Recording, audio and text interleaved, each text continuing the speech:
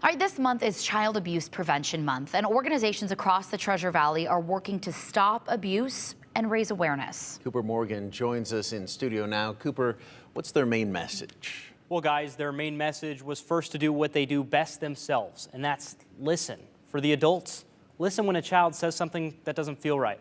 And for the kids, don't be afraid to speak up, because there are adults who will listen, who will help, and who will love. They're more than just a toy. In the month of April, these pinwheels transform into a symbol. What comes to mind are like kids running carefree through a field and playing on a playground. And that's what we want, are these safe and healthy childhoods for kids. A symbol vital to Jennifer Perry, who's been working with kids at the Nampa Family Justice Center 18 years now. So a lot of people ask me how I can do this job, and it really is because the abuse is already happening to kids. So hopefully I can provide a safe space for them to talk about what has happened to them. She says the center's mission is simple but critical. Promote safety, self-sufficiency, hope, and healing to those affected by abuse. That work happens under one roof.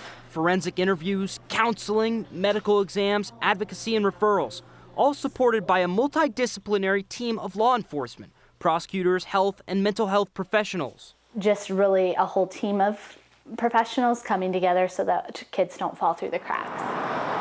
But she says that safety net has to start long before a child ever walks through these doors. National estimates suggest around 1 in 4 girls and 1 in 7 boys experience sexual abuse.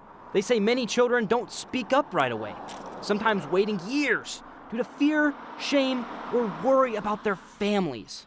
That's where the community comes in. Adults willing to listen, believe children, and report concerns when something just doesn't feel right.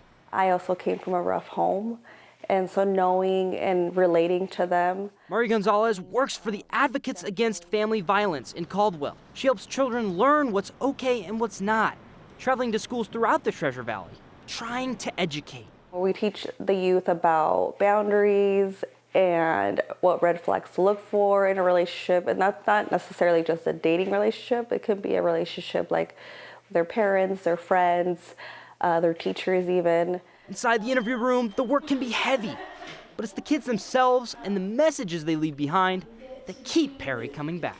So many times the responses are, you just listened, or now I can get this off my chest, or I've been holding this in for so long and now I can talk about it. And that's really what I love about my role as an interviewer. Perry says if a child comes to you, believe them, thank them, then report to health and welfare or local law enforcement.